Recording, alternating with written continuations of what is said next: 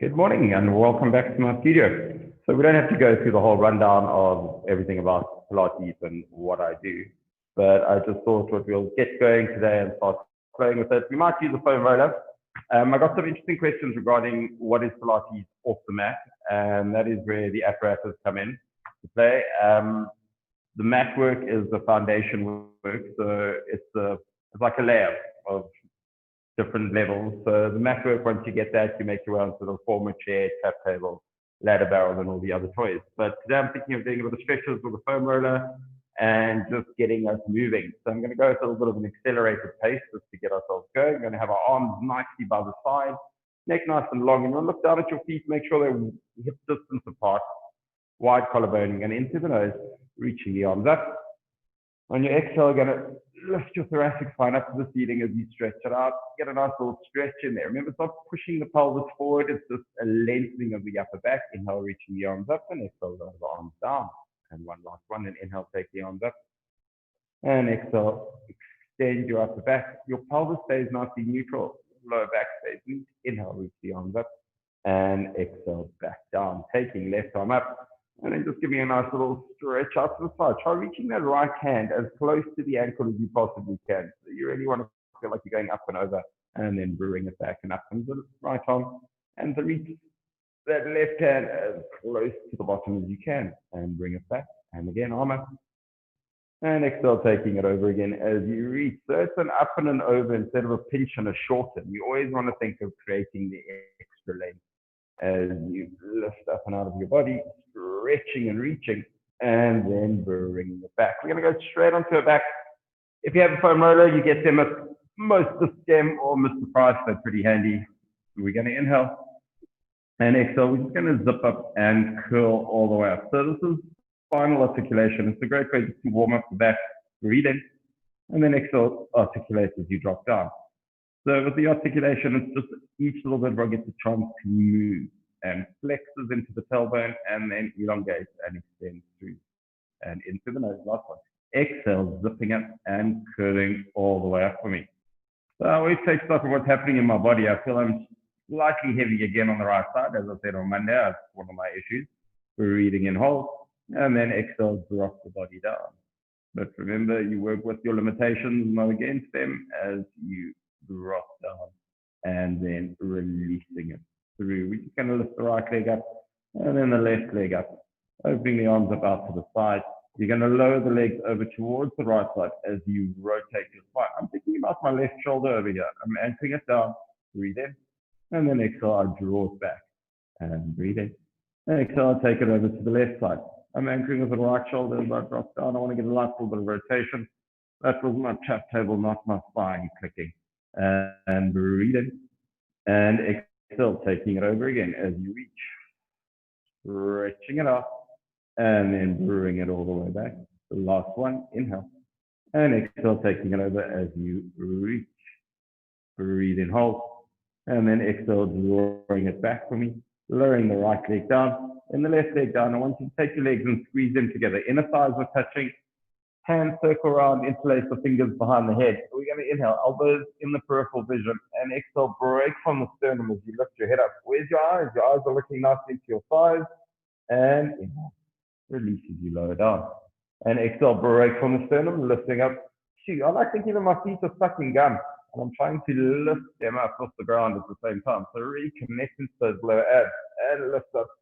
3, and inhale, drawing it back. And exhale, break and flex. 4, and inhale, bring it back, and exhale, lift. 5, and inhale back, and exhale up. 6, and we're going to hold it there. We're going to circle the hands around. We're going to grab onto the back of the legs. We deepen the flexion in the spine.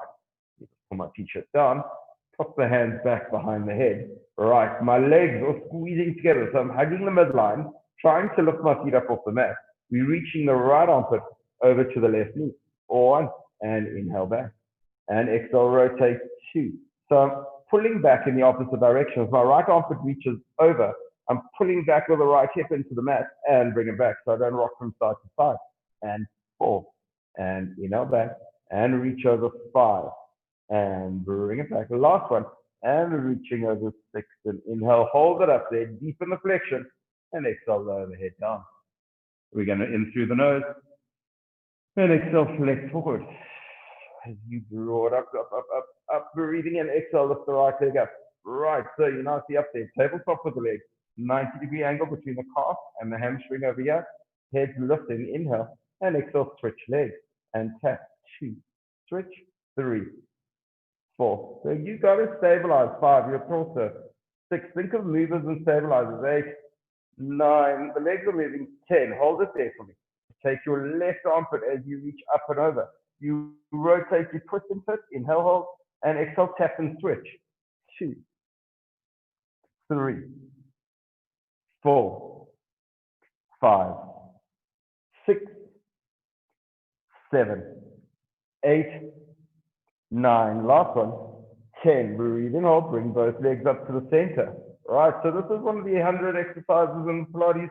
You lengthen the legs, you want to take them down a diagonal line. If you can't take them the diagonal line, bend them to a tabletop, extend them up to 90, lower them down to more of the challenge, and start pumping into the 100. 4, 1, 2, 3, 4, 5, 1, 2, 3, 4, 5, 2, 2, 3, 4, 5, 2, 2, 3, 4, 5, 3, 2, 4, 5, 3, 2, 4, 5, 4, 2, 3, 4, 5, 4, 2, 3, 4, 5, 5, 2, 3, 4, 5, 5, 2, 3, 4, 5. Shake kicks in. 2, 4, 5, 6, 2, 4, 5, 7, 2, 3, 4, 5, 7, 2, 3, 4, 5, 8, 2, 4, 5, 8, 2, 3, 4, 5, 9, 2, 4, 5, 9, 2, 3, 4, 5, 10, 2, 4, 5, 10, 2, 3, 4, 5. Bend the legs. Turn them parallel, bring them in. Pull your body up a little higher. Widen the collarbones. Move your neck from side to side. Make sure there's no tension in there. Breathe in. Straighten the right leg. Lengthen it forward. 1 and switch. 2, switch. 3, 4, 5, 6. Body up. 7. Abs in. 8, 9. Use your breath. 10. Bring both legs back. Draw yourself up. An explosive. Inhale. Arms reach in line with legs. Exhale. Round. 6, 5, 4, 3, 2, last one. 1. Grab onto the backs of the legs, lengthen them up. Hold them up there. Breathe in. Hold the right leg. Drop the left leg and just think you're reaching out there and you want to stretch. Get a nice stretch in this hamstring. The first one, we're just going to hold and pull into it. Get a nice little stretch. This left leg's reaching. Not just doing nothing, it's reaching. And just switch and hold into it again. So you want to create length and lift up. And now we're going into quick 10 of them. And reach. 1, 1, and reach. 1, 2, 1, 3, 1, 4, 1, 5, 1, 6, 1, 7, 1, 8, 2 more, 1, 9, last one, 1, 10, bring the legs up, bend the knee, hands go behind the head, right arm to the left knee, rotate, 1, 2, 3, 4, 5, use your exhale, 6 as you rotate, 7, inhale, the breath brings you to center, exhale, it takes it across, 9, last one, 10, breathe in, hold, circle the hands around, grab onto your shins, pull in, so your tailbone lifts, 1 rock, and 2 rocks gets you up nice and tall. You're going to go into something called rolling like a ball. Make sure you've got some space behind you. All right, you want to find yourself round in there. Get the next inhale back, and exhale. Pause and hold nicely on the top, draw the abdominals in, stabilize. And inhale, roll, and exhale. Bring it back. I said we do a bit of an accelerated pace class. Inhale, utilize the foam roller. 3, last one. And inhale, roll. And exhale, 4. So taking those legs, stretch them out in front. Reach the back up nice and tall. Neck nice and long. I'm going to slide myself backwards. We're going to inhale. Dorsal flex. Remember, we're talking about the flexion in the feet. Helps with the gait when we're walking. We're going to inhale. And exhale, flex forward as you round the spine into it. Inhale, bring it up for me. Exhale, round into it.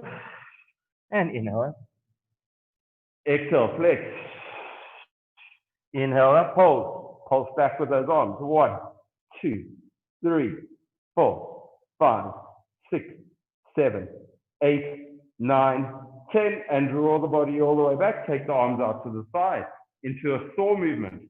Wiggle your bottom around. Get those foot bones. They're anchored up there. Inhale, rotate to your left side. Exhale, Flex forward as you reach into it, rounding. Inhale, bring the spine up. And exhale, back to center. Inhale, rotate. Exhale, reach the left hand to the outside of the right leg. Give me a thumbs down with that right hand. Inhale, draw it up. And exhale, bring it back. Inhale, rotate. Exhale, flex into. Inhale up. And exhale back. Last one. Inhale, rotate. Exhale, flex into. Inhale up. And exhale back. And bring my arms in. Round your spine. Now, you're connecting deep into those abs. Hip flexor is going to work as you slowly lift your right leg up, and you're going to grab onto it. You want to get yourself a nice good grip. You're going to grab up high into the ankle. If you can't, you're going to grab behind your knee and breathe in. Slowly lift up the right leg as you find yourself nicely balanced out over here. So this is called an open leg rocker position. You connect into it. Rolling like a ball is the starting part of it. It's an inhale, roll back, and exhale, find your line as you bring yourself up. And inhale, roll back. And exhale, find your line as you bring it up. Two more. And inhale, roll. And exhale, finding your line as you hold. Last one. And inhale, roll. And exhale, find your line. Hold it there. Squeeze your legs together. Let go of your legs. Hold your legs up there. Try keeping your toes in line with your nose as you reach your arms up. Breathing in. Hold that up there. Lift up. Keep reaching. Breathe it. Lower the legs down. Dorsiflex the feet. Round the abdominals in as you bring your body forward and stretch into it.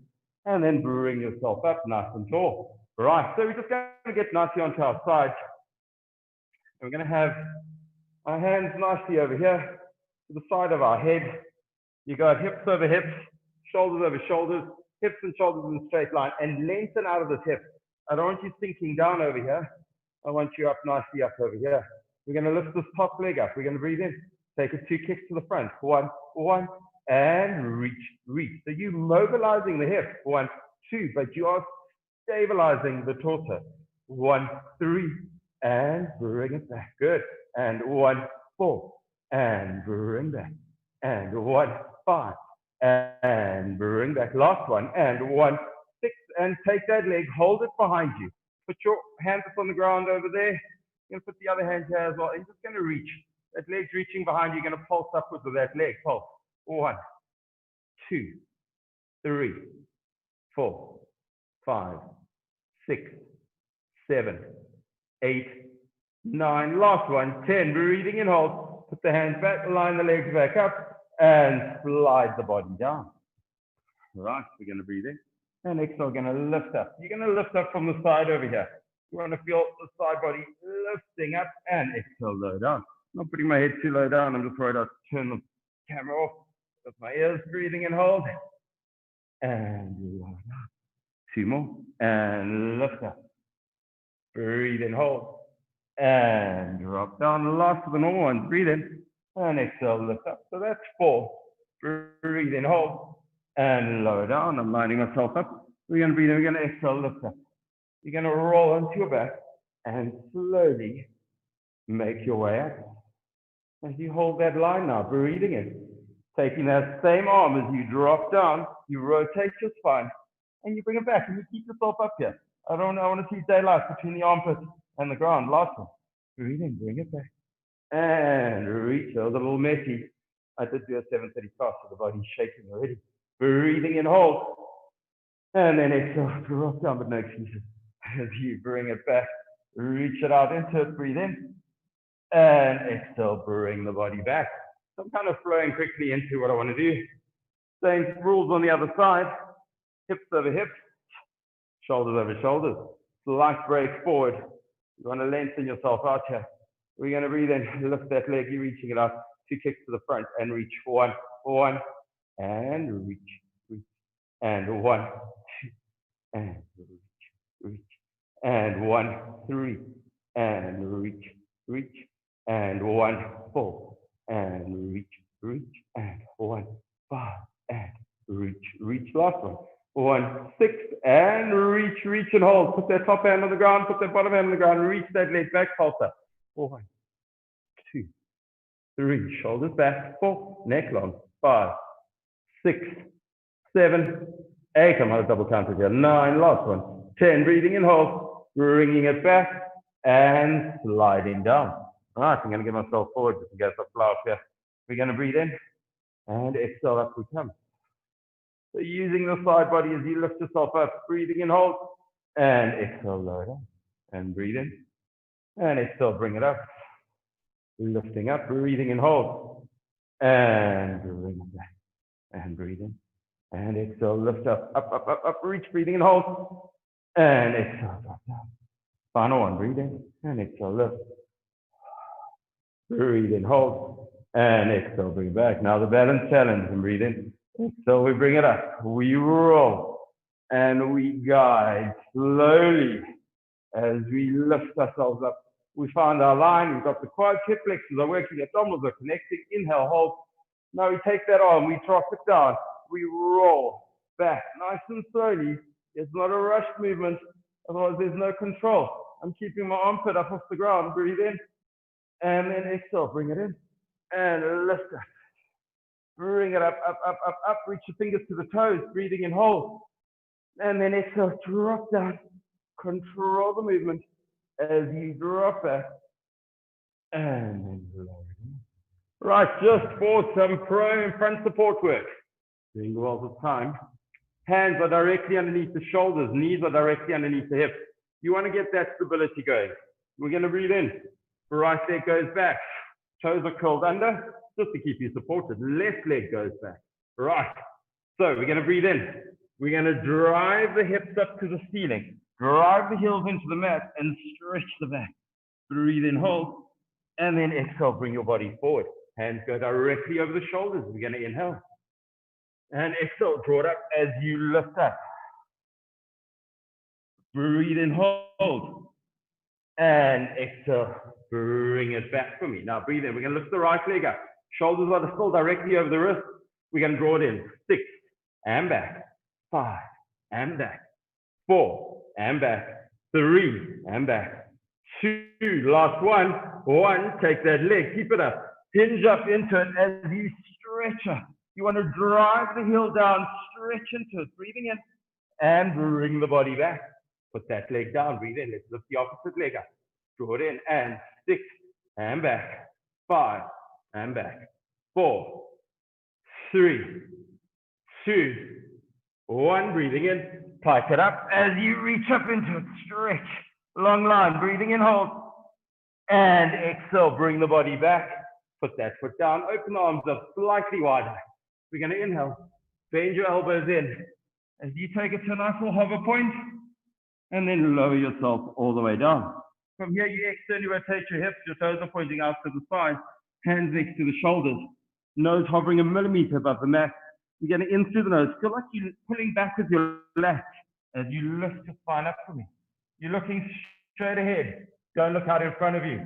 Look straight ahead and lowering down. And breathe in. And exhale, lifting up. Breathe in, hold the lats are pulling. And exhale. 2 more. And breathe in. You're going to have some fun on these 2. Exhale, lift. Now, carry on with the extension as you bring your spine up. It's not about getting your head straight up to the ceiling. It's about anchoring with the pubic bone and lengthening away. So you're creating length in your spine as opposed to shortening it. And then lower the body all the way down. The last one, breathe in. And exhale, taking it up for me as you lift up and extend up. Stretch and reach. Long line, top of the head reaching up to the ceiling, but on the diagonal line. Anchors by the pubic bone in the mat, breathing in. And then exhale, lower the body down. Hands go a little closer to the body and push up into what's called a nice child's pose. Rest position, shoulder stretch, completely dependent on the Pilates style or magazine or article you've read. On your back for me. Now you're going to take your time to do, here we do, foam roller. Taking the foam roller, you're going to curl your hips up, getting it nicely on your lower back. Right, as you know, I've had back surgery. Today will be a year ago since my last surgery. So being able to move is really awesome, and I love doing stuff like this. Take your right leg, bring it in as close to your bottom as you can. Now lift your left leg up. You're driving weight into that right heel as you push it down. You want to get the stretch in the right hip flexor. So the more you squeeze your glutes and the more you drive your heel into the mat, the bigger the stretch is going to be. So don't be shy. And then breathe in and exhale, lengthen the left leg up to the ceiling as you stretch. Squeeze your butt, Kruger hand in the butt cheeks. I tell people that all the time. And here you want to get two stretches. One being right thigh, the other one being the left hamstring as you reach. You can see I've got a little bit of a shake on the go. Oh, I haven't stretched my hamstring properly. I'll honestly say that. And this is my good leg. I don't even want to see what the other side is going to look like. Breathing in, hold. And bend that knee, putting it down for me, please. Roll that left heel as close to the roll as you can. Grab on behind the knee for the right leg. Pull the right knee in. The more you pull the right knee in and squeeze your back, right, the bigger the stretch, and adjusting my phone moment, the bigger the stretch is going to be in your left leg. Then breathe in and exhale, elongate up. With that right leg down. That right leg gets that hamstring stretch, gets an opportunity to pull into it. And the more you squeeze, the more you feel. Drive down with that heel. Dorsiflex the foot, drive the heel to the ceiling, breathing in. And then exhale, bend that knee. Now, for a glute stretch, pop your right ankle over your left leg and then just lift it up. You've got a bit of a figure four stretch. You've externally rotated the hip, the glutes getting the stretch. You're pulling the ankle in with the right, with your right ankle pushing the left thigh into it. And that gives me the external rotation that I want in this hip. We're going to be breathing in, really stretch it in. A nice one for runners to do, cyclists. We live pretty forward and back with our legs. It's nice to get an external rotation. And switching legs for me, please. So foam rollers are magic tools to have around the house as you stretch in. My left hip a lot tighter. So you want to just get that hang. The more you pull your right thigh, you don't even need your hands for this. You just draw your right thigh to your shoulder, and that gives you the really great stretch on the outside of that thigh. And then my last one is I just like take the legs and I kind of hang them out into space. And you just allow gravity to do its job over here. You're not doing anything fancy. Gravity, you're just getting the stretch on the adductors being your inner thigh muscles. Breathing in. And then exhale, draw it back and start stretching it back in. And the last one, breathe in. And then exhale, taking it back as you reach. Open those legs up. I like doing twos. Those of you who know me know I hate odd numbers. I find them abnormal.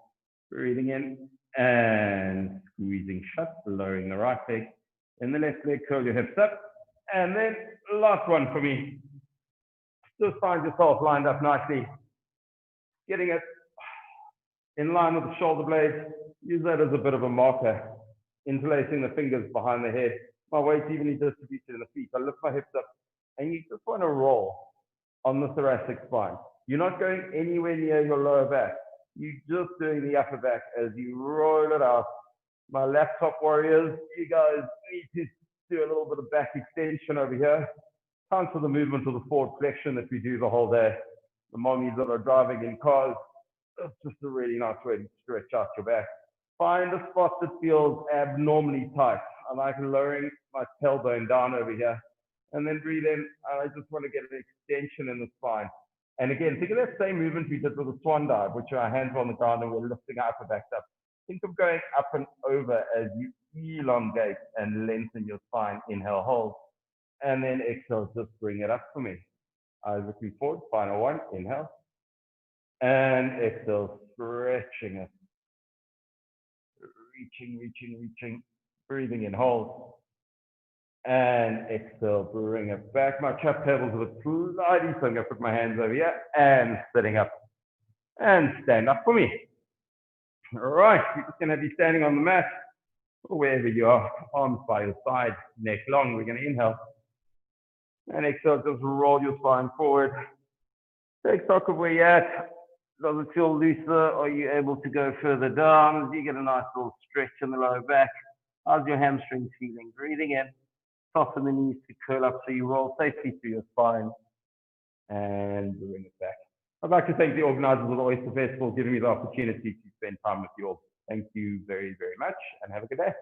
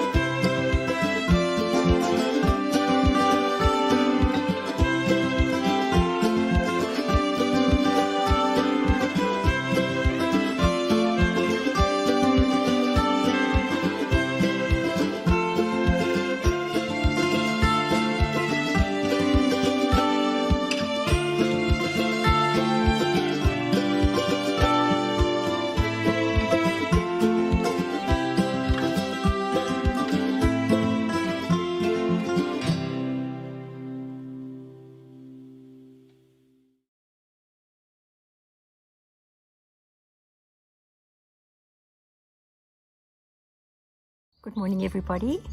I'm saying good morning from a beautiful little village called Knysna. It's in South Africa. It's in the Garden Route on the Western Cape of South Africa. The beautiful, quaint little town. So happy to have you all with me this morning.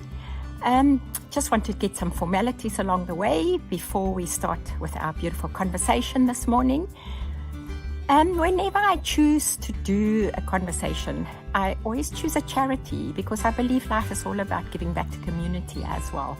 So the charity I chose to dedicate my conversation with you to today is the Knysna Safe House. Knysna meaning the light. It's a safe house here in this beautiful village that I live in. And it's a safe house for abused and neglected children. What I ask of you, if you feel in your heart you would like to make a donation after we've had this lovely conversation, the funds will go to the caring and the schooling of these little children. The safe house has been in existence for 11 years, and the two ladies, Ella and Penny, that look after these children do an absolute remarkable job. Right, so today our conversation is going to go about a woman's sense of worth.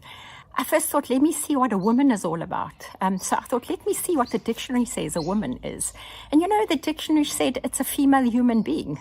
They've got this so wrong. We are so much more than female human beings. I think there's so much more to us. So I want to start with telling you my life story. Every woman has a life story to tell. And her life story could be about love, sadness, deepest, death, divorce, abortion, a breakup. It can also be about friendship and laughter and passionate love. But sadly, some of us only exist every day. We don't even experience any of these feelings. I do believe that we all share these same feelings. All us women belong to the same membership club. We all wear the same badge. Today I want to share with you my story. I want to share with you my story that's not based on self-pity, sadness, fear, or deep grief. No, my story is about the passion for life, a wisdom that I've learned through my bit of life that I've had. And I want to share my wisdom with each and every one of you. The story is based on my own creative guts. It's lessons I've learned and the power I've received from God to grow, to be successful, to love and to sustain and become the woman with a sense of worth that allows me to feel that I belong here. I'm not sure if you all know the poem Desiderata. It's one of my most favorite life poems. One of the sentences goes like this: "You are a child of the universe. No less than the trees and the stars, you have the right to be here." We have to embrace this fact that we have the right to be here, no matter what stage of our lives we are in. And we have to face it. Womanhood today is tentative and insecure. If life has taught me one thing, and that is change. Change is the only certainty in today's life. And those that deal with change best, who rise above it, will achieve greatness.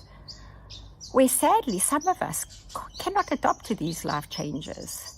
The strange thing about change is that often we also blame ourselves for it, as if we had done something wrong to cause this change, when we seldom have.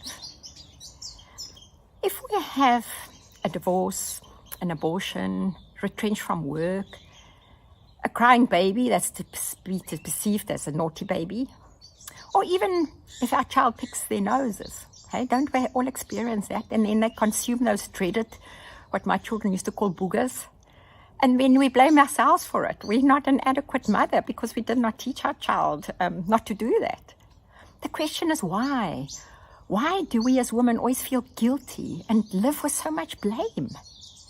It's not perhaps the choice we make. We can choose to be a slave, or we can choose to be as great as we can be. Well, I've made the change in my life. I always choose to be as great as I can be. And why? Because I believe in myself, and I've never stopped believing in myself.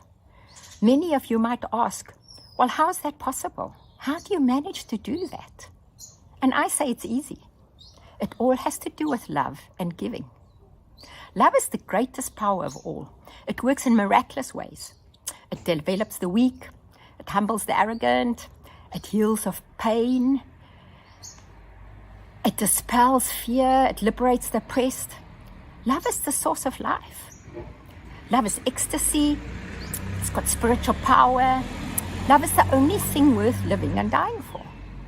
My father always taught me, the more you give, the more you get. And he always made it quite clear that the giving he was referring to had nothing to do about materialistic things. It was giving of yourself, giving of your time, and doing this with love, because then it makes it so much more real.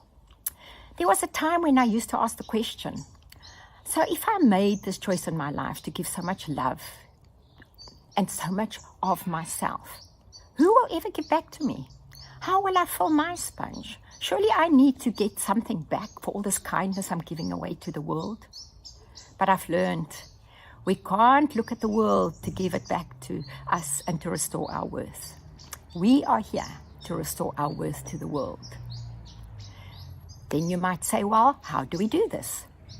It brings me back to love.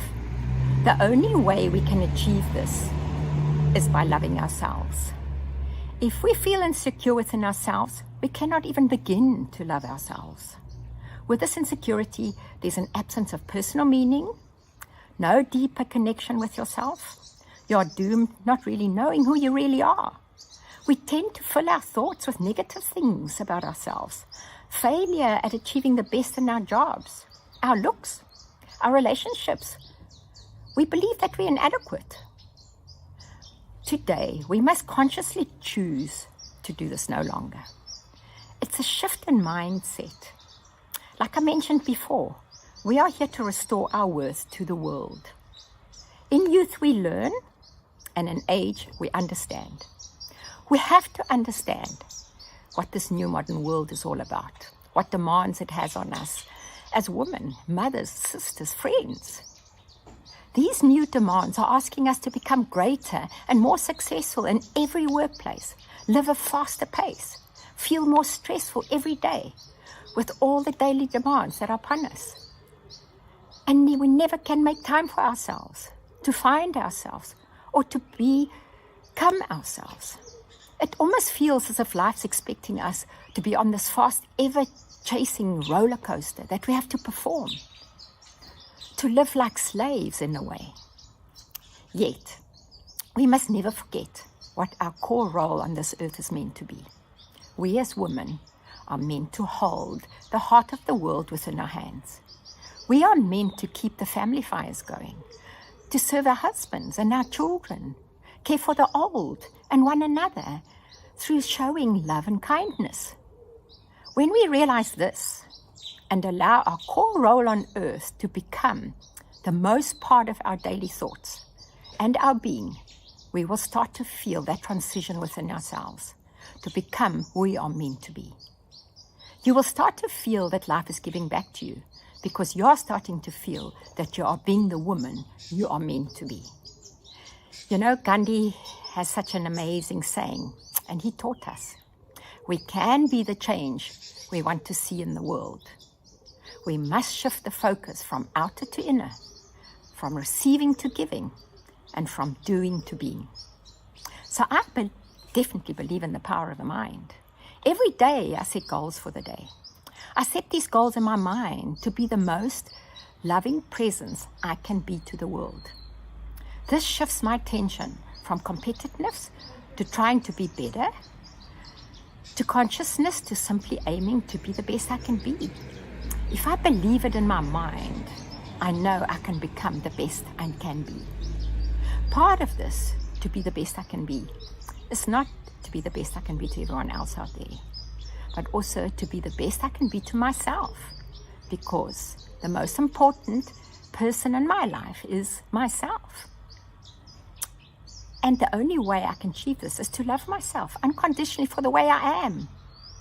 The beauty of a woman is not in the clothes she wears, the figure she carries, or the way she combs her hair. No, the beauty of a woman must be seen in her eyes, because that is the doorway to the heart, the place where love resides.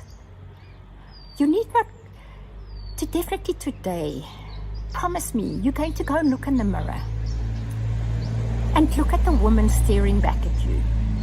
Look deep into her eyes and see what they are asking of you.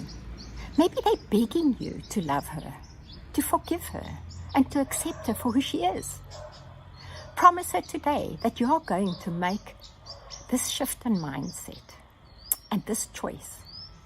The choice to no longer be a slave of the world, but to be a queen and to shine and to be the woman you are meant to be. Thank you for spending this time with me in conversation. I hope you enjoyed our talk, and until we speak again, goodbye.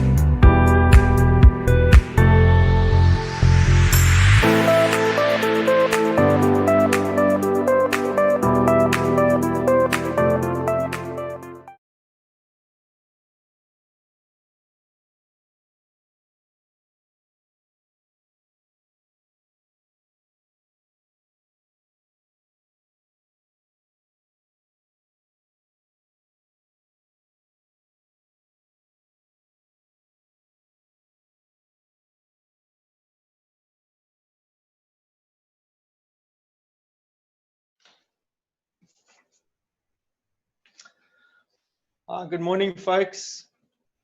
This is Mel Elliott coming to you live from my studio in Verliesdorp in the Overberg. It's good to see you on Saturday, this past Saturday, with the commencement of the virtual Knysna Oyster Festival. Thanks again to Roscoe and to Andrew, Finn and his team, and Roscoe for putting these live streamings together. So I'm back with you today on this lovely Wednesday. It was very stormy on Saturday with all sorts of technical hiccups and stuff, but Roscoe got us through it nicely. So thanks again, Roscoe. But a lovely day, and on the program it says I'm to take you through a step-by-step painting demonstration in oils and acrylics. And what better opportunity than the Knysna Oyster Festival to get into some lovely vista or scene of the garden route. As I mentioned on Saturday, I lived in Knysna for 20 years, and this painting in the background here, or the start of this painting demonstration, depicts Bollard Bay, Leisure Isle, Knysna, where I grew up for, as I said, we lived there for 20 years. And I still, although I live here in the Overberg in the Western Cape, we do a lot of business down in Knysna, and we exhibit our paintings down in Knysna as well at the Knysna Login Hotel in Grey Street. And it's always lovely to be part of these festivals or events like the Knysna Oyster Festival or the Knysna Arts Festival, which they hosted about 2 years ago.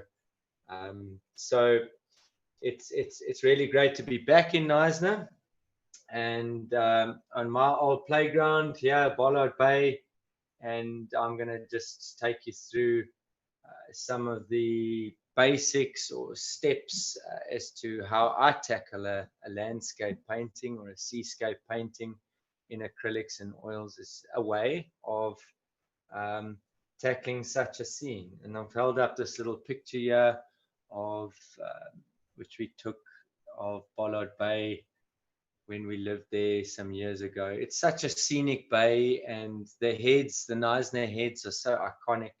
You all know that as well. And I love doing vistas of Knysna. So I mentioned on Saturday that all art is a balance between content and technique. The idea, what you paint, what inspires you, and then the technique, how you execute your idea. How do you get the paint on? How do you tackle, how do you implement your plan? How do you execute it, as I say, or go about it? And over the years, and we've shared on my father, my guru, Mel Elliott, he's retired from painting now. He's not well, but he's retired from painting, and he developed a set of 10 steps in painting in acrylics and oils. And I, from a young age, learned those steps, and I adapted them and adopted them, and you can change them as you want. But I found over the years it's an easy way in getting into putting acrylic paint and oil paint onto board or canvas. And I'm going to take you through that sequence over the next 40 minutes or so.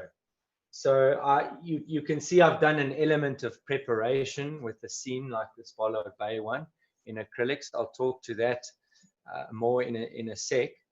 But coming back to the technique side, that balance between content and technique, we've got our idea. As I said, I love painting Bollard Bay.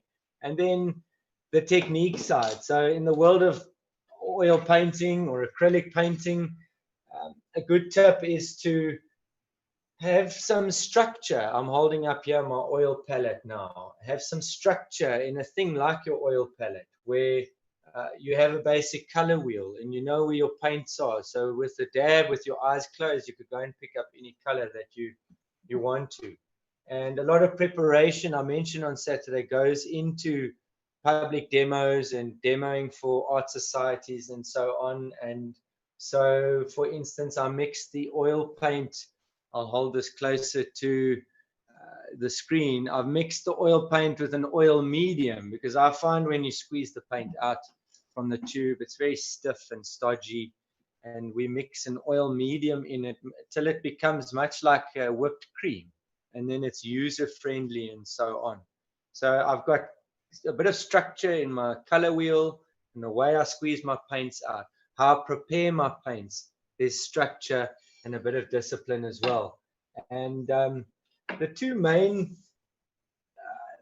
tips in composition when painting a picture are avoid jarring elements and create a passage for the eye. I mean, that's to do with composition, but a jarring element could be you should make your job easier for yourself as well. So that's why we go to great lengths to sort out our different palettes. That is my oils palette. This, for instance, is my acrylic palette. I mentioned we work in acrylics and oil paints. These are water-based acrylic paints, and they have their advantages. The advantages are they dry quickly and they give you good medium tones. Their disadvantages are they discolor when they dry and they're awkward at handling. So you use the best of both of the medium's qualities to build a picture up. But there again, I squeeze out, in terms of structure and a bit of discipline, I squeeze out my acrylic paint exactly the same way as I do my oils on my oil palette. There's no right or wrong way, but I would suggest that you squeeze them out exactly the same way each time, which works for you. Then you have discipline and structure and so on. Right, so those are, there's a little bit about a bit of history or the nuts and bolts about the different mediums, acrylic and oils and my palettes. Now, I mentioned earlier about a 10-step approach to painting in oils and acrylics. I'm just going to bring the screen down here so you could see this a bit better. What I'm holding here is a replica of this Bollard Bay scene on my easel in the frame here, which I've taken up until a stage, an advanced, fairly advanced stage in the acrylic painting. But our 10-step approach in painting a landscape in acrylics and then oil paint involves the following. And I've divided this scene, same size, same scene, up on this board into 10 frames or windows, if you like. So you can see the different bars are, each is a step in the 10-step approach to painting in acrylics and oils. So I will just talk you through them, and then we will jump into the main one on my easel in its advanced stage, because I obviously can't paint a picture this size in a contemporary style in 1 hour or 40 minutes. So I'll have to talk a little bit to you and to the steps. The first, I'll just run through them all firstly, the different steps, and then we'll come back to them. But our first step says you must plan your picture. Step 2 is tone your board. Step 3 is draw your image. Step 4 is color your image in, much like the children's coloring in book when we were younger, and we used to play around with color. But drawing the outline was already there for us. The drawing, and then we colored in between the lines. That's step 4. Color the picture in medium acrylic tones. I'll come back to the medium and full tones just now. Step 5 is put in the darks and outline if you want to, with black, a darkish acrylic color. Step 6 is put an oil medium over your picture. Our oil medium we use, we call it after my dear mother, Jenny. Many of you know her, and she was a great support and the backbone in my mother and father's art career and the painting courses which they used to run in Knysna. They did 300 7-day courses from our home in Knysna in Bollard Bay, which many people came to experience and enjoy. But I digress. The potion is Jenny's potion.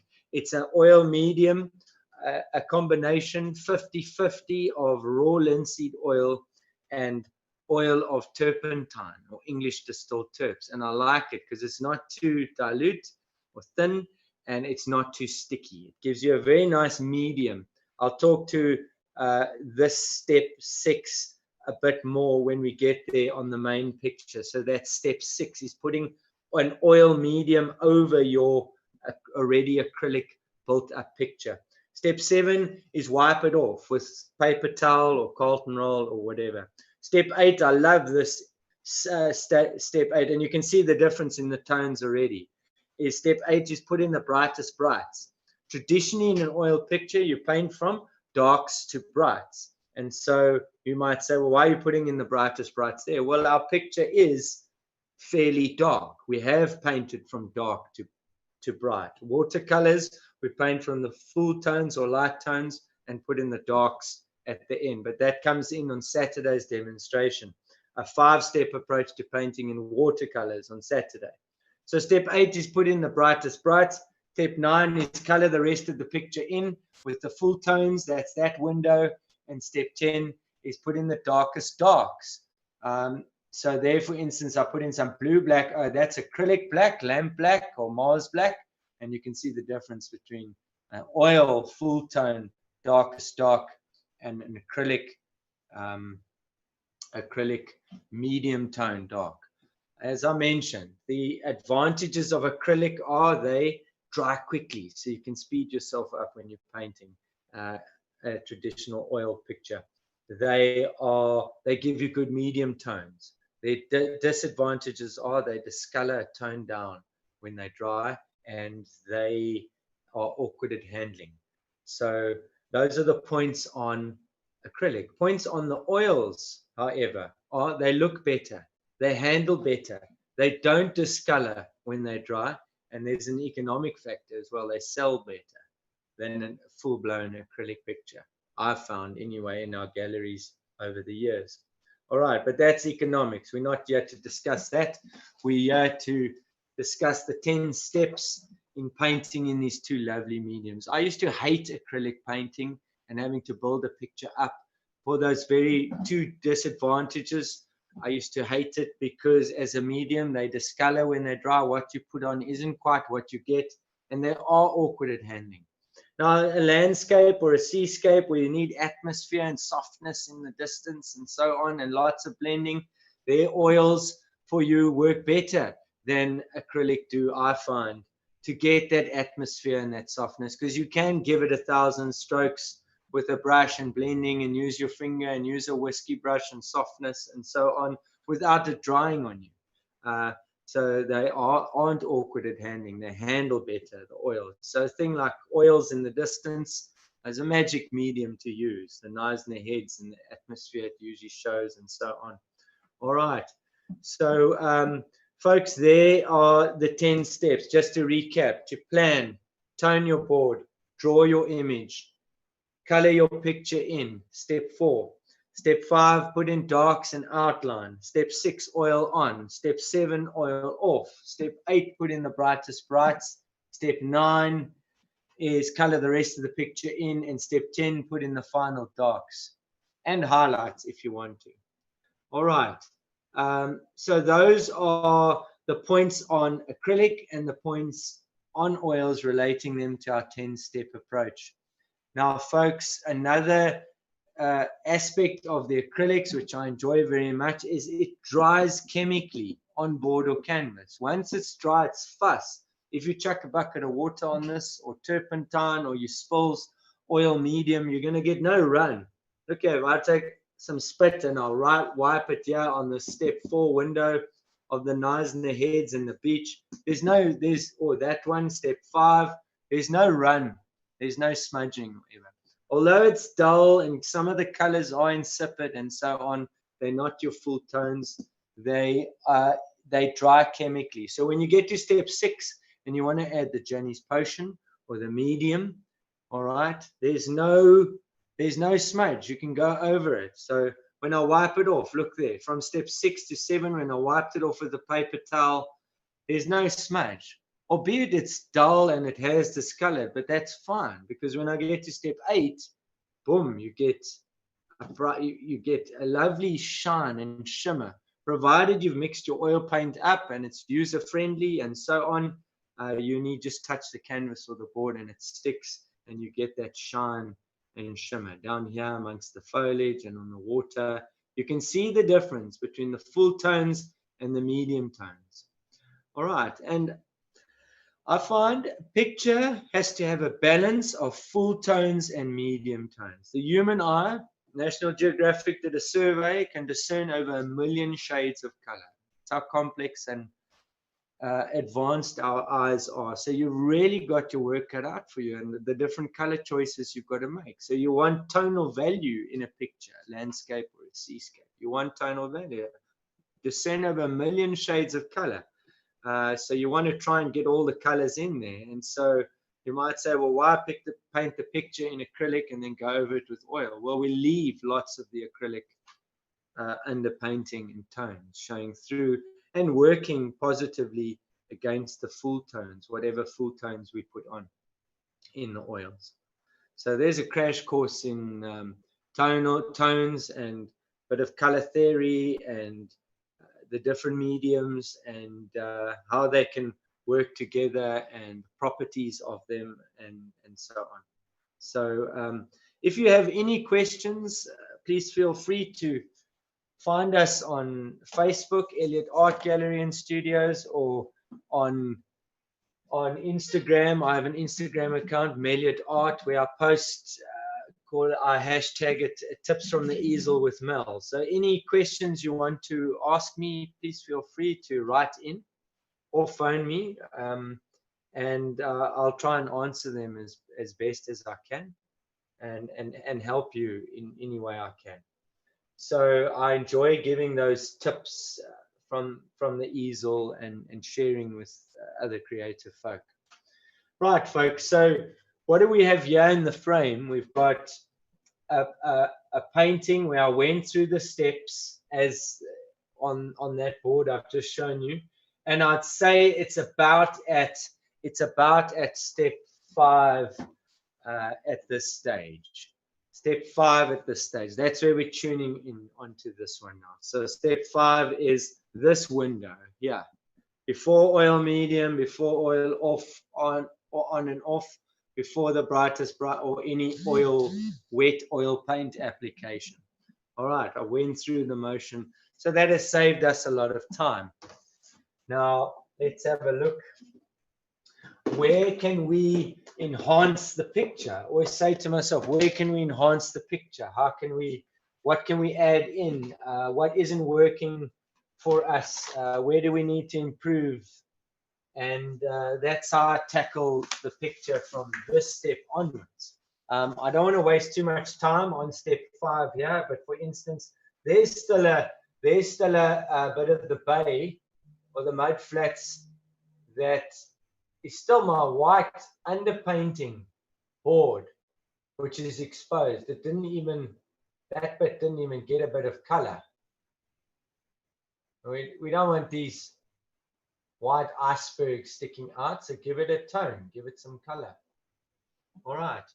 What I also wanted to show you was I glaze a lot with acrylics, and you might try that, because whatever I've got here, this is dry now. And we said earlier, acrylic dries chemically, does it not? So any light, coolish color, if I want to fill in all certain gaps here, I can go over whatever I've got there, and there's no smudge of the previous layer of acrylic that I applied. But now I've dumbed it down. A good Afrikaans word, eh? I've doffed it 8. You doff it 8 and then you build it up again. You can use your fingers. And I've given it a sort of a glaze there, and it would fill in any bits that I missed and so on. I'm not worried about what the sky looks like at this stage. Remember, sky is oils territory in this regard. So I'm not even going to waste time. I've just given it a basic block in of a coolish acrylic color. And you will see, I'm not going to be able to finish the picture off for you, but I'll certainly apply oil paint to the sky when we get there, and you'll see it'll push everything forward. When painting in landscape, picture, or any picture really, I often apply the 5 perspective tools, illusion tools, in creating a 3-dimensional the illusion of a three-dimensional image, because this is two-dimensional. This is a flat board, and you've got to create the illusion of an in-depth landscape. And there are various illusion tools that one can apply. There are 5 of them. The first one is overlapping technique. Well, that's straightforward, isn't it? But it says put something in front of another thing if it comes racing forward. So we put a bush there in front of this. We broke up the linear perspective, the line of the shore over there. We've put a couple of bushes and so on here at Bollard Bay to push the heads back. You could have a sailboat here with its mast, and the mast would just slightly push the western head back as well. All right, so that is overlapping technique. Then linear perspective. Use lines of energy to lead one into a picture. We mentioned the 2 main compositional guidelines are create a passage for the eye. You have to take, as the artist, have to take the eye on a journey in whatever landscape it is, I believe anyway. And secondly is avoid jarring elements. You don't want, there are lots of jarring elements, and I can talk to that in another lecture or whatever. All right, so that's linear perspective, and use lines of energy, the line of the shoreline and the chiaroscuro of the dark bank against the bright water, and the stimulation it creates on the retina to help, could be a way to help lead the eye through the picture, create a passage for the eye. So that's linear perspective, and there are lots of lines of energy in a Bollard Bay scene or lagoon scene like this in Knysna. That's number 2. Number 3 is size perspective. Things get smaller as they go back. We've got a fairly bigger house over here in Bollard Bay on Leisure Island, and the homes on the eastern head obviously look smaller. So you must draw them smaller and paint them smaller in order to create that illusion. That's number 3. Number 4 is tonal perspective or focal perspective. Things get fuzzier as you recede. All right, you're looking through this wall of air, so all your tones become more pastely in the distance, and they become softer. Certainly any image or lines and so on become softer. This wall of air we look through, there's moisture in it. Moisture is white, is water. Water is white or blues, as my grandfather used to say. My grandfather, he was a lovely artist too, Leslie Elliott. You can look him up, and we've got some lovely images of his work in our private collection. But he'd say, if you run into trouble in the distance, paint white and cobalt blue into the distance, and then you'll create that illusion. All right, and then the 5th one is color perspective or aerial perspective.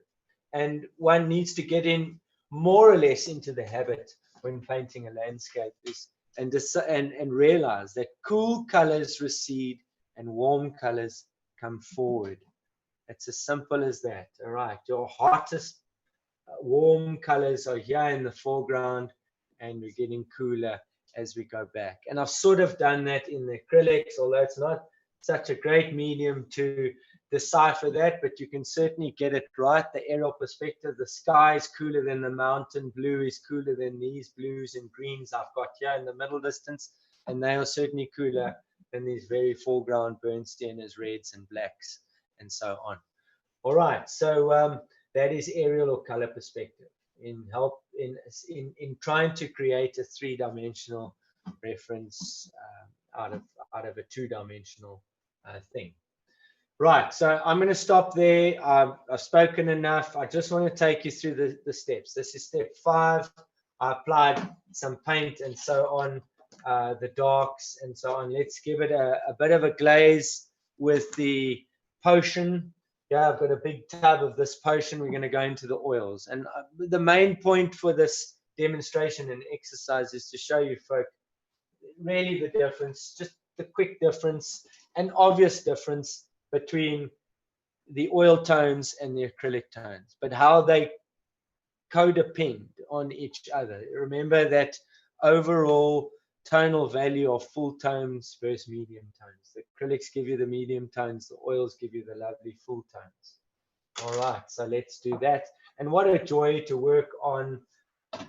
If you build it up in acrylic, a picture like this, you work on a dry surface. So I run the risk less of going muddy, becoming a muddy artist. And I'm not saying it's a good picture, but this is what I intended on doing technique wise, is stay away from the muddiness and the insipid colors and so on, and just enjoy the two mediums for what they are worth.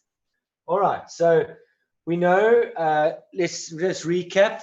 Let's recap with our windows here. We've got step one is plan your picture.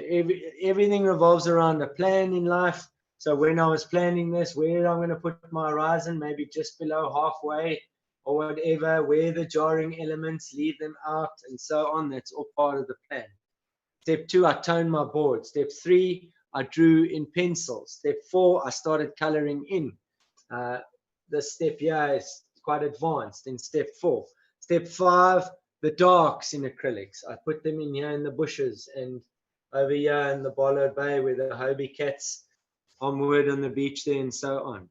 So that was step five. That's where we are. Now we're going to go into step six. Is oil on, wipe it off, put in the brights, color the rest of the picture in, and final darks in oils. I like to do the final darks, the wet darks in oils, because I find if there's contamination of wet dark paint or dark ultramarine or green with my bright colors, if I put the darks on first at step 8 and not my bright colors, then if I touch those wet darks with a bright, if I'm going for the kill, for instance, I want brightest bright on my beach sand here and on the water, and I touch one of those active dark areas that are wet with oil paint, then your brights really get contaminated. You become muddy, and the best is to just scrape it off and so on. But I find if you've got a bit of bright contamination with the dark colors, the blue, black, or ultramarine, easier to get rid of that than vice versa. All right. So certainly step 8, I don't make any of the areas active with a wet dark color. You go with the brights first. It just makes your job easier for yourself. Right. So let's glaze. Let's put the potion on. Let's put the potion on this picture. Have a look. I'm not going to do it all over. I'm not going to do it all over just to save time. I'm just going to do aspects of it. I'm painting in the frame here, so I won't go to the edge of. We'll see. All right, yeah. I'm painting to the side here. So there's the glaze. Now, why do we put this glaze or oil medium on? The oil on, oil off. Well, firstly, number one is it makes the pretty dull looking acrylic colors. Remember, acrylic discolors, it dries a tone down, and this oil medium gives it that radiant, starts to give it that radiant look of a sort of an oil painting. It also acts as a vehicle to put any other glazing color that you want to on over this. I'll show you what I mean by that. You can glaze with oil colors as well. And let's put some ultramarine blue or a bluish.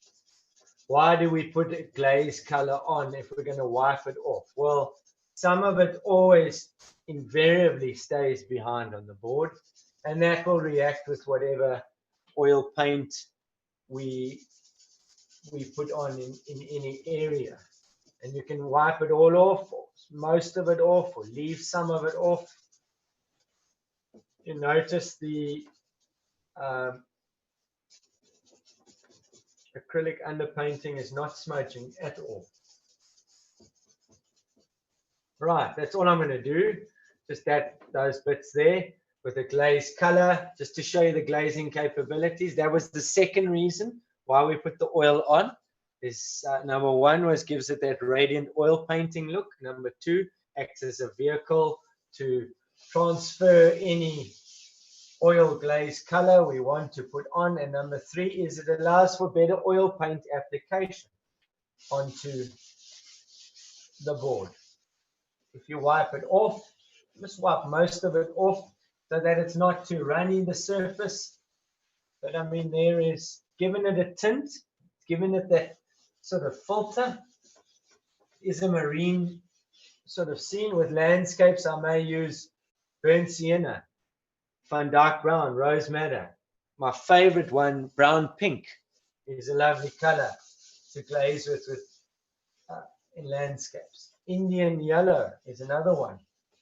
All right, so that's given it, it's just dumbed it down a bit. And you'll see now, this is step 7, wiping it off. Step 6 is put oil on. You'll see now in step 8, the brightest bright combos playing against. I've still got my basic medium tone colors in every aspect there, even though we went over it with ultramarine and oil. I've still got, you know, that is beach color, flesh tint, or ochre with white and orange, or bollard bay, but with the ultramarine glaze. This is light blue color, as you get that shimmer amongst the reflection of the heads with a ultramarine tint, and so on. It doesn't really matter. All right, now another great tip I can give you is when painting in oils, is mix your paint up with whatever medium you use. If I take a little dropper here and I squeeze some of this oil medium into the dripper, and then I drip it on my white, for instance. I've mixed this already, but when it came out of the tube, it was so stiff and uncooperative, this white. So you work that oil medium into it. It's like the egg whites when you're cooking. Am I right? Well, Jenny Kills, our friend, she'll be able to tell you that in her cooking classes later. I hope you're going to tune into Jenny's classes later. That's at 6 o'clock on the program. Jenny would get you to work those egg whites, until it's like whipped cream. And then another tip I can give you is how do you get the paint onto the brush and then to stick onto board or canvas? Well, my technique is I dip the brush into the oil dipper, and then this has been worked, that oil has been worked into each pool of paint with a palette knife and that oil medium. You beat it till it becomes a whipped cream. But now I take the brush, I round it up, I squish out any lumps, and I roll the paint on to the brush. You roll it on. And that, folks, will stick to anything, absolutely anything. And I do that with every mixing of every color. There's no point in battling your way through or fighting with the paint in getting it to stick to border canvas. Otherwise, you should take up some other hobby or so on. So I can give you, that's probably the best tip I can give you is prepare yourself and be organized. And all right, let's have a look here. So if I had to go, we want some brightness there, especially near the darker reflections on the water. And look at sticking, I'm just touching it. Some more oil, why not? This light blue, for instance.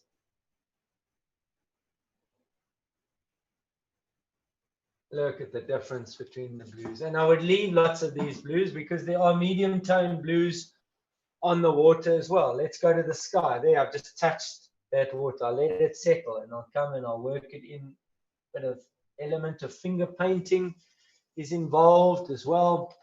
All right, now for the sky, look at the difference in the blue that we had in acrylic behind the Knysna heads and the blue, same blue, cobalt blue and white in oils, cobalt blue and white in acrylic, or cerulean blue and white in oils and in acrylic. And there's a fresher blue sky we've put in, and look how the heads pop out there already.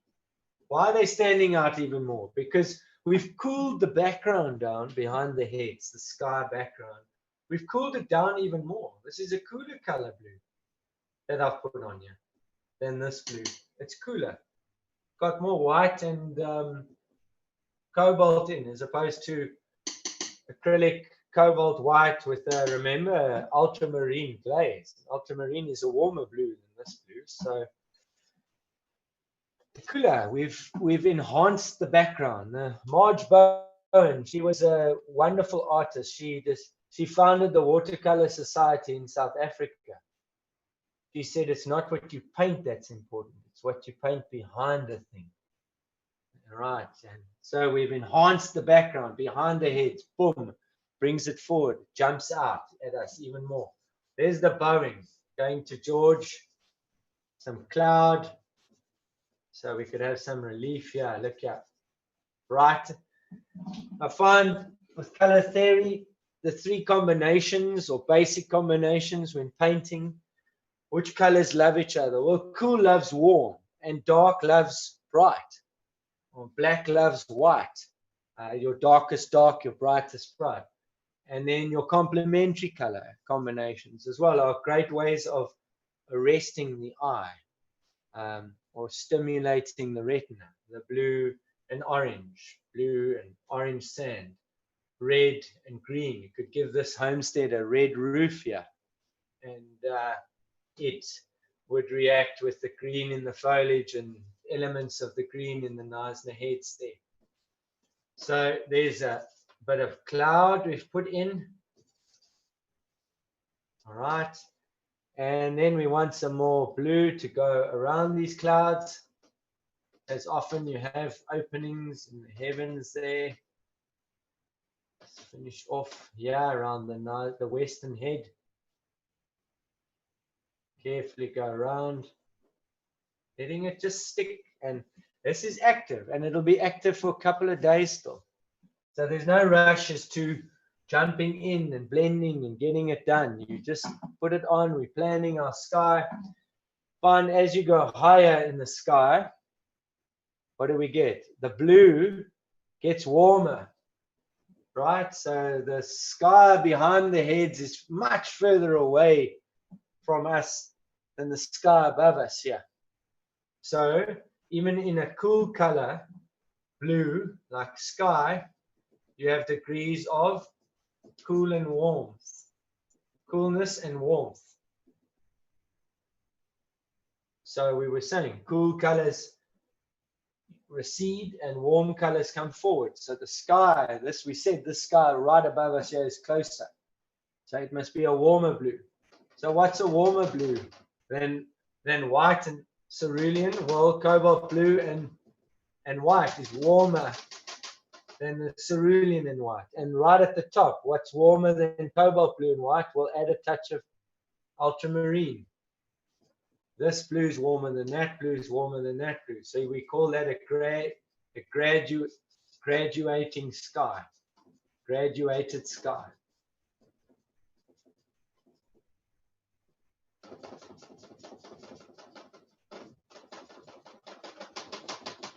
And then one blends. You start to blend.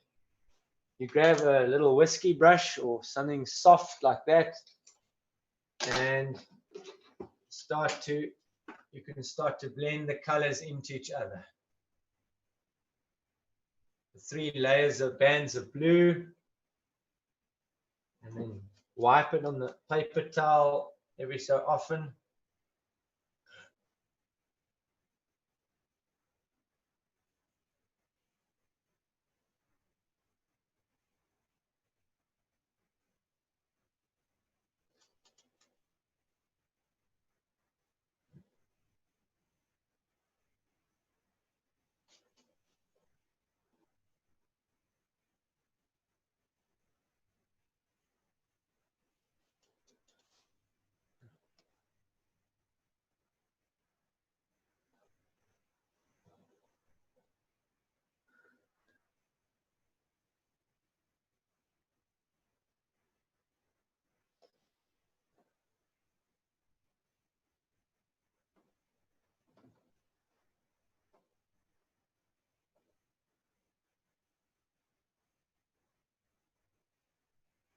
So the in-between blue with the warmer blue up top there.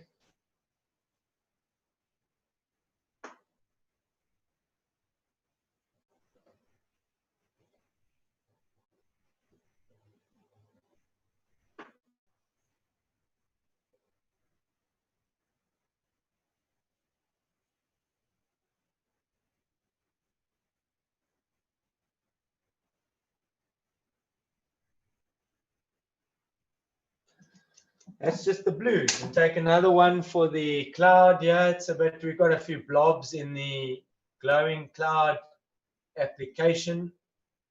Don't want the blobs, just thin them out a bit. And these streaks. Different brush for cloud. We don't bomb it out totally with that blue we picked up on the other one. You can have a series of these brushes.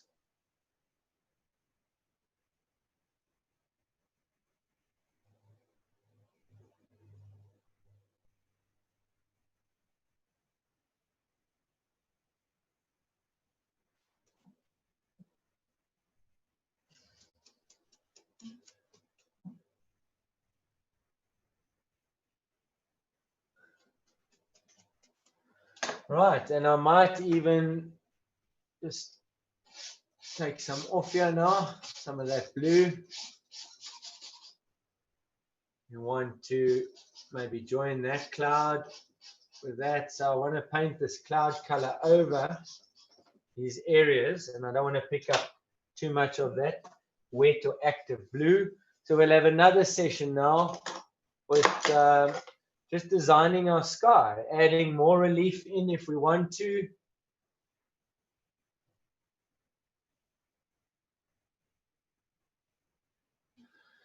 Right, go back to our blue and pick that up. Fill in these gaps here. We'll come back and have another session with the whiskey brushes.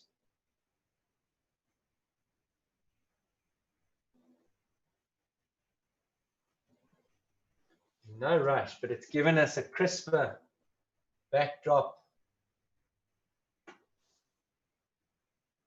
And it's not drying on us.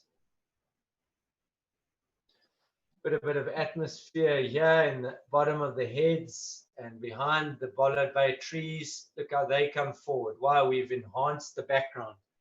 Look how they start to jump forward. Those brightest brights there. I know I'm jumping around. This is all step 8. Let's go back to our step 8, brightest brights. This ochre sand on the beach.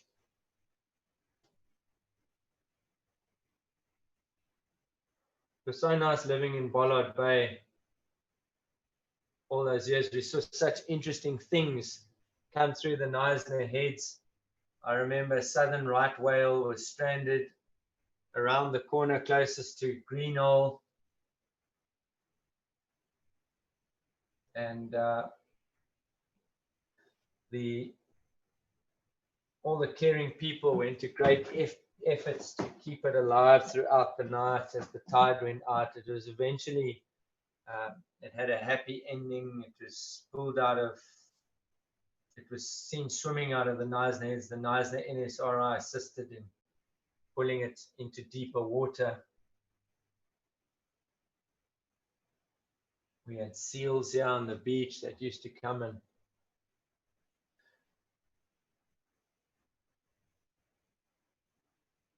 rest on the banks. Penguins often used to come through the heads. A fisherman caught a 7-foot ragged-toothed shark here in Bollard Bay. He landed it here one year. There weren't many swimmers that day. These brightest brights you put in, see how it starts to, it's much brighter and it pushes the foliage forward.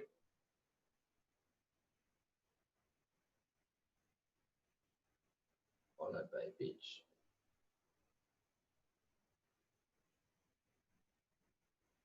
You can see the difference there. And let's put that blue water brightest bright in behind the beach, and that'll push the beach forward. So all the time we're going and saying, where can I enhance the background?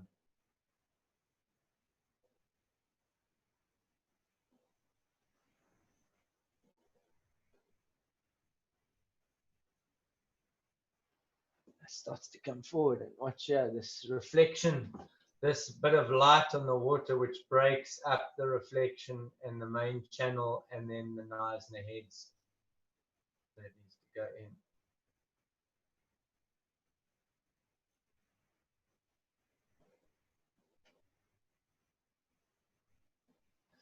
All right, bits of blue around here.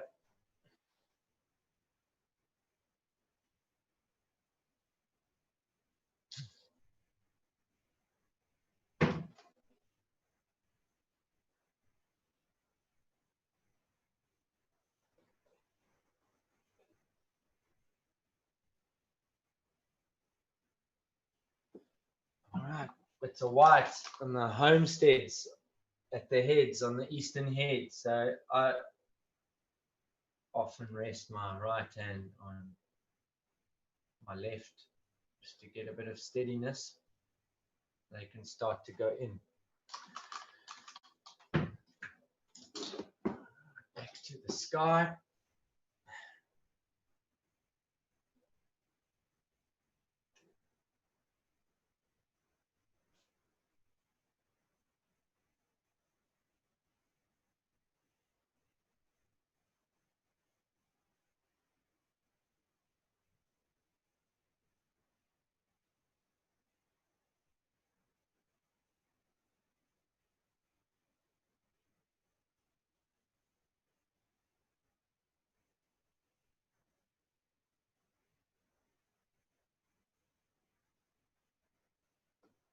What I also suggest is, and when I do foliage on foliage landscapes, for instance, trees overlapping and leaves and stuff, or any foliage overlapping an horizon of the sky.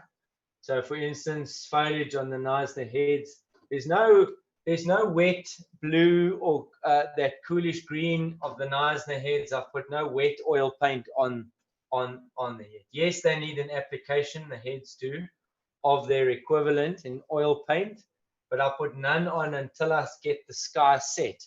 Why? Because with the whisking of the whiskey brush, like I'm doing now, I'm touching the top of the heads.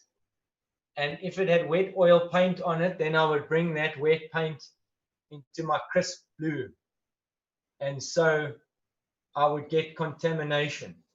It wouldn't be as crisp and as fresh. And then when a thing goes muddy, the best is just let it dry and then paint over that. Have another session, or scrape it off with a palette knife like I did, and try and execute again.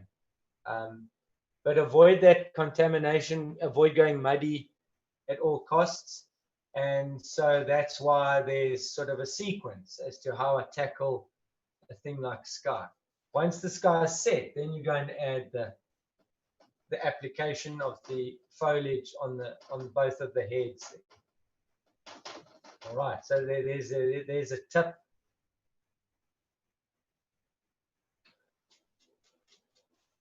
And it's sort of slowly coming together, the sky, and I spend lots of hours on a thing like the sky, painting a conventional sky in oil paint. I airbrush a lot of my skies.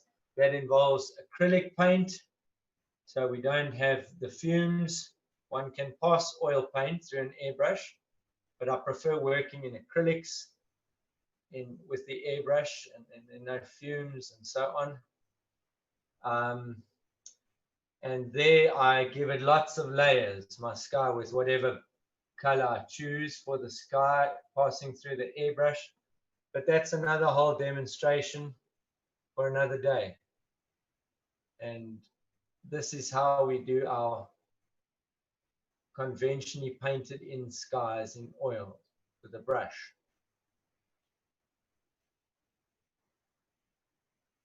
And again, pressing lightly. I'm not pressing too hard so it doesn't go through the paint.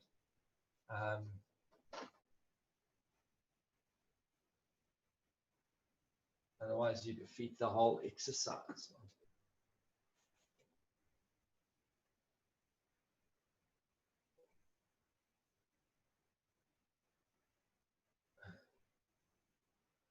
softer, and we sort of slowly eliminating all the acrylic underpainting sky bits, where they're just too colorless, lifeless, discolored, and don't really work, I find, well for skies in this regard. So yes, we go over everything in the sky area with the oil equivalent.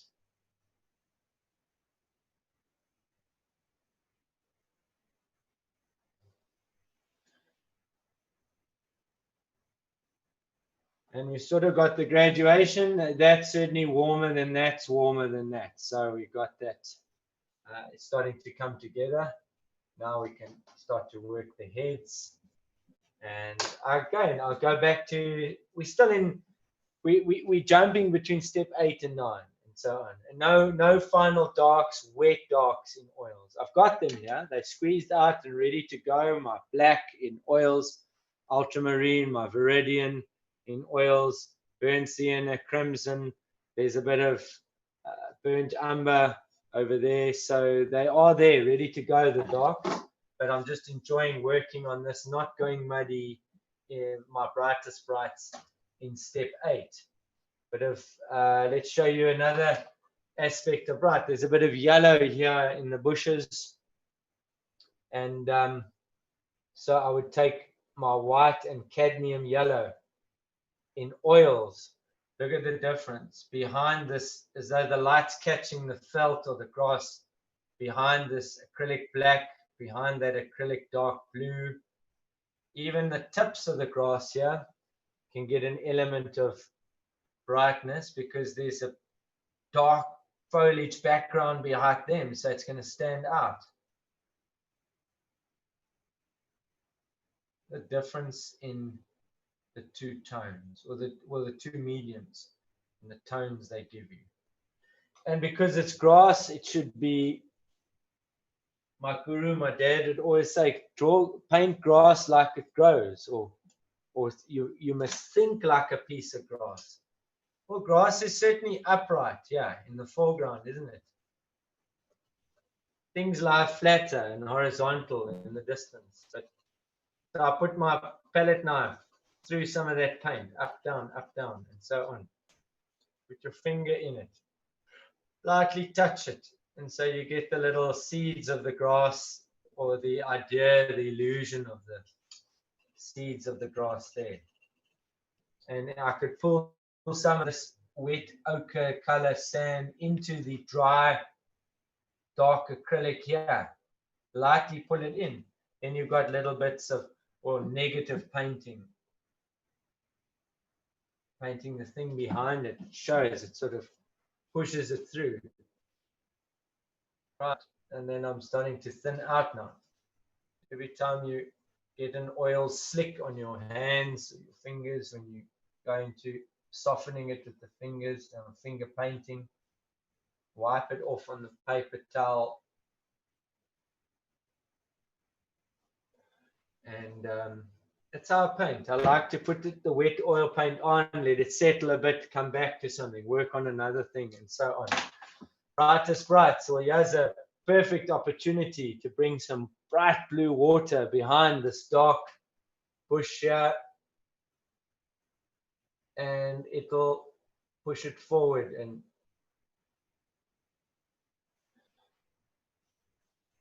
I'm going to start ending off now. I'm looking at the time. Roscoe's probably looking at his clock. I only had 40 minutes to an hour, and I've used, 5 minutes to go. I've used 50 of those minutes. And this is all I can really show you folks in an hour.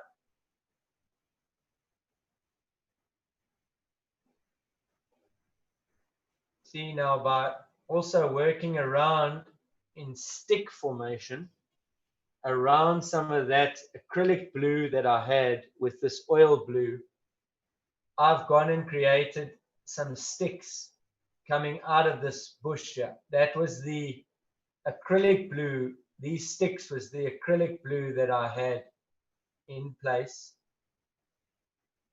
Negative painting, painting the area behind the object so it jumps out. that looks like a stick coming on and it pushes, it's overlapping technique, it pushes it back, or that's the idea anyway. So you can get quite creative with the background, painting in the background in the step 8 in the oils. I'll bring this. So you see there, now that aspect is standing out and so on. And I'd spend hours now neatening up, for instance, my sky along the horizon past the heads there, out at sea. And around the eastern head, it needs neatening up, just tying it all together. Straight line. Horizons must be dead straight. So cock your wrist and you can paint with your hips.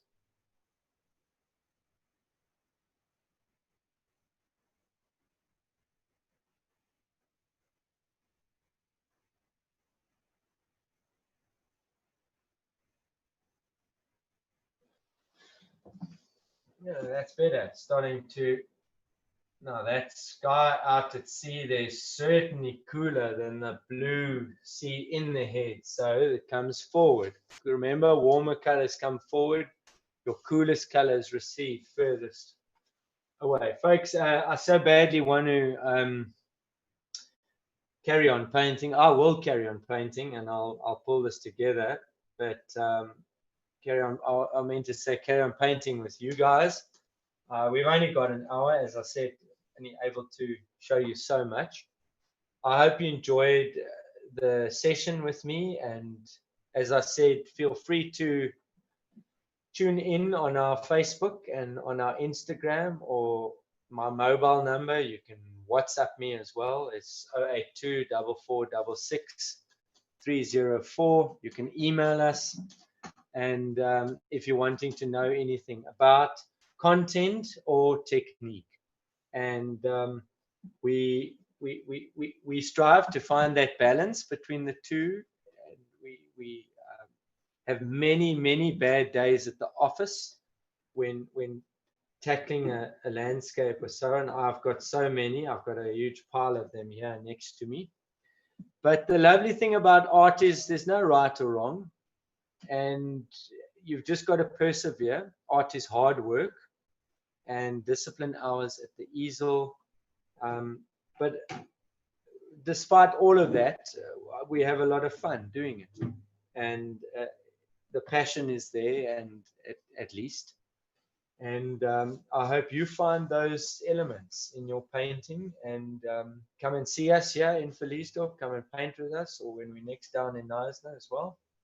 And shout where we can help. Thanks very much again to Roscoe for setting this up. And when this is finished, I will liaise with Roscoe. We'll put it on. You can see the finished product. We'll put it on Facebook and Instagram. So stay tuned, and we will see you on Saturday then, the 4th of July at 1 o'clock, where we will be tackling a watercolor exercise, or delve into the world of watercolors, which is exciting. So God bless and enjoy the rest of the Knysna Arts Festival. Thanks very much, guys. Bye-bye.